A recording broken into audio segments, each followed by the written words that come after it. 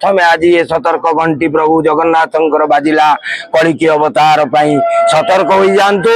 प्रभु लीला आरंभ करेंगे कलिकी क्षेत्र 12 हाथ खंडा धरिकी माँ 12 भुजी खंडगिरी रे रही।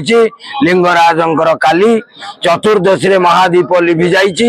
काली चतुर्दशी महादीप उठिला बेले लिंगराजंकर महादीप उठीगला। मु साक्षात दर्शन करिछि महादीप लिभिगला। ये होछि आगुकू विश्व पाई विपदर संकेत।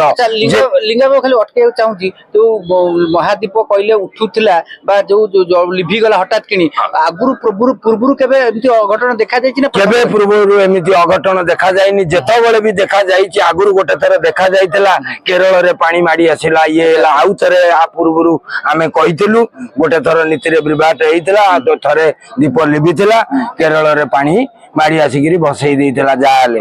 तो लिंगराजंकर संकेत एबे बलभद्र गड़ी पड़िले।